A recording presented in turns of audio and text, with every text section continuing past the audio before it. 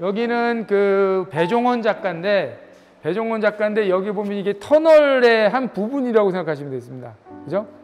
이게 터널 속 콘크리트 벽면에 검댕으로부터 이렇게 돼 있어요. 그러니까 이게 터널의 한 부분이에요. 우리가 터널 보시면 여기 비디오에도 나오는데 이 터널 보면 이렇게 굴곡되어 있는 자동차 터널 있잖아요. 이렇게 구부러진 데 있잖아요. 그 먼지가 쌓여 있어요. 그러니까 먼지 보면 이 작가는 저걸 보고 좀 어떤 산수 같은 풍경을 좀 읽었는 것 같아요. 그래서 저것을 여기에다가 원래 배종원 작가가 이렇게 하듯이 그림을 하듯이 이런 남색으로 쪽빛으로 이렇게 그림을 그렸는데 다 이렇게 그려놓고 물감을 긁어내면서 먼지를 긁어내듯이 그립니다. 수묵 애니메이션 작가입니다. 이소영 작가는. 그래서 수묵 애니메이션 만들기, 그리고 자기 이번에 최근 작인 그림자 표류기를 통해서 이제 그 과정을 다큐멘터리를 이렇게 만들고 자기가 이제 설명을 합니다. 그래서 동양화 이 애니메이션, 수묵 애니메이션을 어떻게 만드는가 그 방법론을 이렇게 다 보여주고요. 공부를 할 수가 있죠.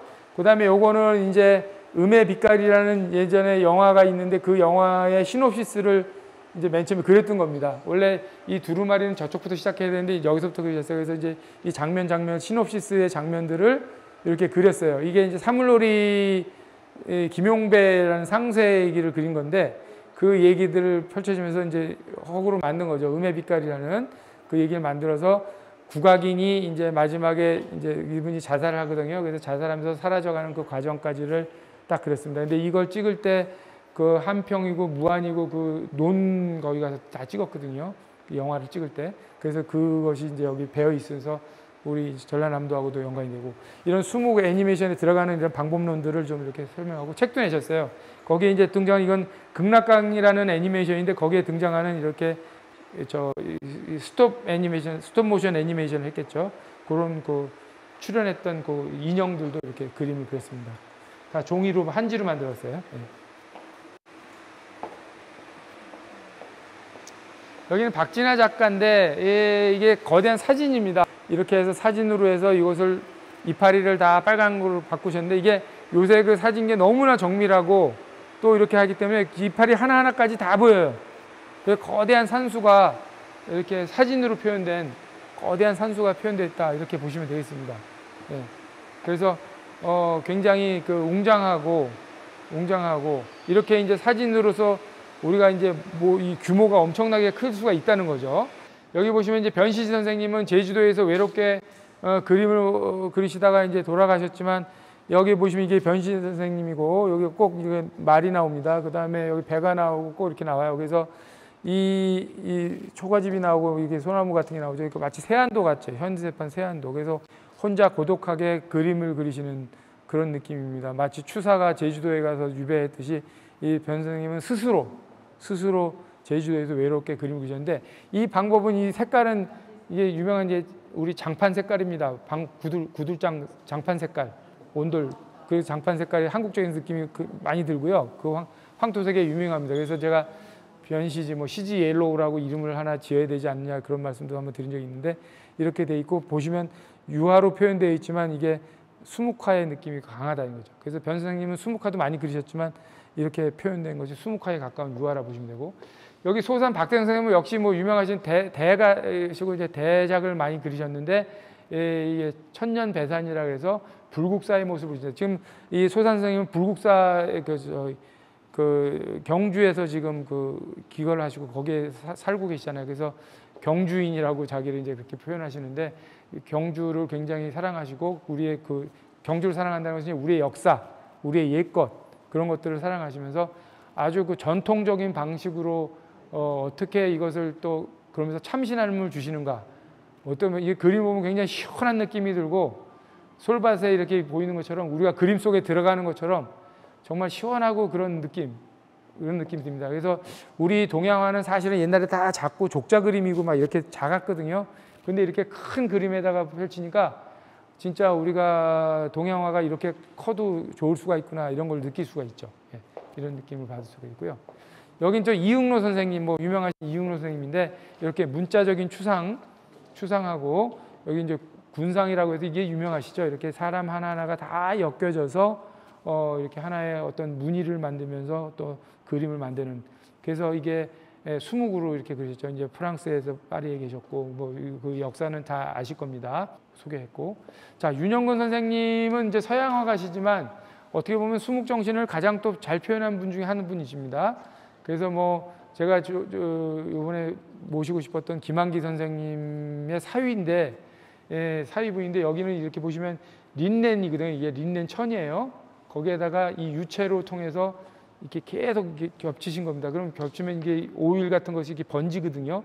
그것은 마치 한지에다가 먹으로 한번 확 걷는데 그것이 번지는 것 같은 그런 효과가 나는 거죠. 이 소정 황창 선생님은 돌아가셨는데 역시 80년대 중반부터 해서 90년까지 굉장히 한국화의 혁신과 파격을 일으키신 분이라고 생각하시면 되겠습니다.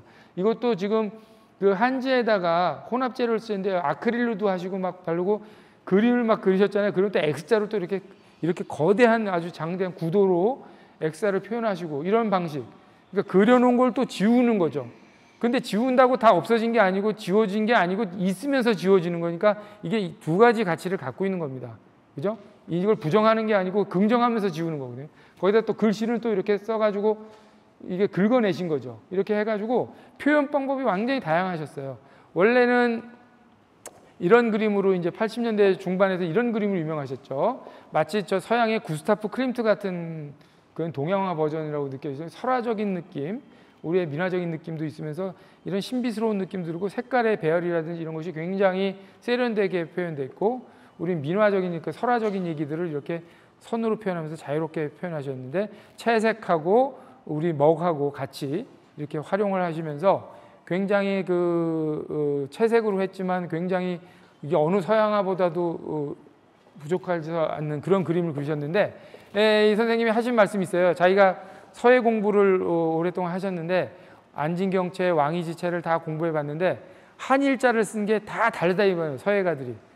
그러니까 이게 전통이라는 것이 하나로 이렇게 획일적으로 가는 것이 아니라 각자의 시대에 맞춰서 개성에 따라서 다 이것을 우리가 새로운 전통을 창조해야 된다. 이 벨기에 작가 스텝 드레센이 그린 그림인데요.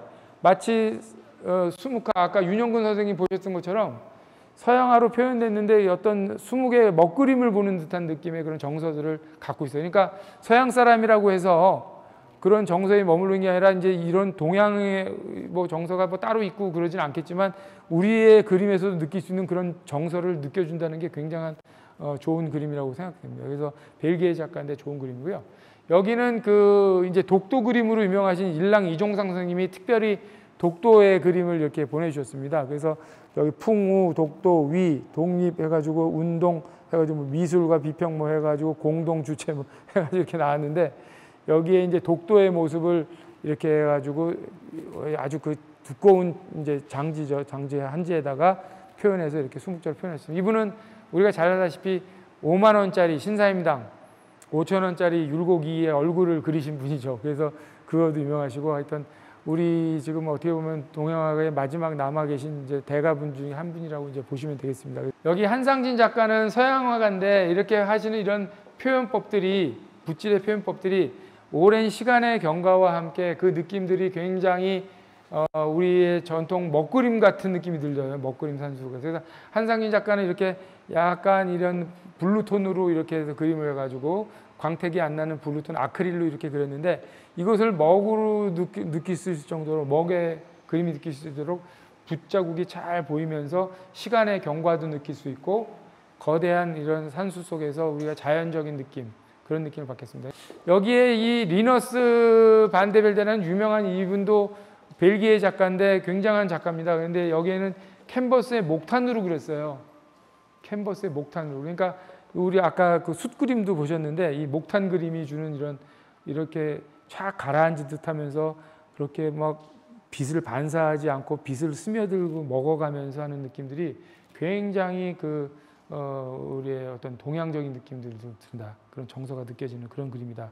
여기 지저우라는 중국 작가인데 사진을 일일이 다 찍어가지고 이것을 전체적으로 조합을 해서 콜라보를 해서 전체적으로 보면은 하나의 풍경이 되고 연결이 됩니다. 이렇게 해서 하나의 정원 같은 모습을 그렸습니다. 이건 아까 말씀드렸듯이 요새 뭐 데이비드 호크니도 그렇게 그런 방식 쓰지만 여러 시점을 이렇게 나눠서 사진을 찍어가지고 이렇게 조합을 하는 걸 만들거든요. 그것은 우리 동양의 이런 다시점, 그죠?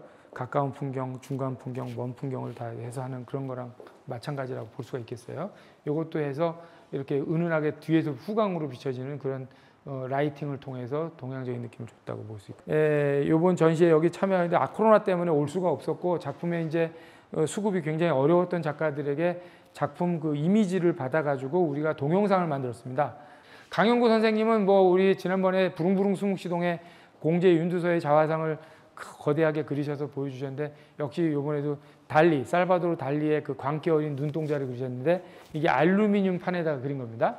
알루미늄 판에다 그리셨는데, 요게 하나하나 다 세필로 해가지고 이렇게 그리셨죠. 근데 선생님은 뭐 사진을 보고 그리시고 그런 게 아니라 자기가 생각하는 그런 기억 속에 또 자기가 그리고자 하는 그런 마음의 그림을 이렇게 그리셨다고 볼 수 있겠어요. 우리의 초상화가 굉장히 유명하죠. 공제윤두서 초상화가 하나하나 이렇게 점을 선으로 그리듯이 이 서양식으로 표현하는, 어떻게 보면 우리의 그런 초상화의 전통을 또 갖고 있는 것이 아닌가, 또 이런 느낌도 있고요. 여기 보면 이것도 역시 색을 계속 겹쳐 그리면서 색의 지층이 생기고, 그 위에 이제 물감이 있으면 그걸 또 얼레짓으로 다 긁었어요. 빛 같은 걸로. 그래서 긁어서 그 운동의 흔적이 남아있는 거죠. 네, 흔적이 남아있는 거예요. 긁어서 흔적에서 입체적으로 남아있고 색깔이 깊이가 있게 하는 그런 그림. 그래서 이렇게 보시면 이게 오랜 시간 동안 깊이 있게 그렸기 때문에 이것이 그 시간감도 느껴지고, 이 화면 속에 그냥 단순하게 한 번 긋는 것이 아니라 여러 가지 겹치면서 이런 층이 느껴지는 그런 편안한, 그런 자연스러운 그림이 되겠습니다. 여기는 쿠넨 반데브룩이라고 벨기에 유명한 작가인데, 이렇게 수묵적인 느낌이 들었습니다. 이 사람은 어떤 그 추상을 그린 게 아니고 사실은 구상적인 어떤 부분의 그림자라든지 어떤 코너의 어떤 모습들을 이렇게 포착을 해서 그것을 선으로 이렇게 면으로 이렇게 표현하는데, 굉장히 그 액션이 많이 들어가 있는 그 과정이 보여주고, 마치 캔버스에다가 먹으로 이렇게 그린 것처럼, 그런 자기의 행동과 모든 운동이 다 표현된 것처럼 그런 느낌의 그림을 남겨줬습니다. 산수를 이게 푸른 쪽물로 들여가지고 중첩된 느낌으로 해서 마치 먹으로 산수화를 그린 것처럼 하는 건데, 이게 다 이제 텍스타일이라고 보시면 되겠죠. 그래서 아마천에다가 염색, 천에다가 그린 천 작품이 되겠습니다. 그래서 이런 문화도 좀 우리가 돼야 되죠. 종이에다가 이렇게 표현하는 것이 아니고 또 이렇게 천에다 표현하는 이런 방식이 되겠습니다. 이제 이태욱 작가도 지난번에 부릉부릉 수묵시동에서 우리가 왔던 작가인데, 이렇게 그림을 먼저 보내왔더라고요. 그래서 우리 지금 현대 수묵화가 중에서 제일 그래도 뭐 이렇게 뭐랄까 활동을 하신다 그럴까? 그 의미 있는 활동을 하시는 분인데, 요것만 보내오셨다가 여기 와서 그리신 거예요. 밑에 글씨를 쓰고. 그래서 이분도 이제 그 자기의 현대 일상을, 자기가 어항 속에 갇혀져 있는 비대해져가는 자기의 마음을 그린 거래요. 자기 자신을 어항 속에 갇혀져 있는 그런 이 물고기로 비유하면서, 또 몸집은 계속 비대해 가고, 그러면서 이제 그런 고민 같은 거, 현대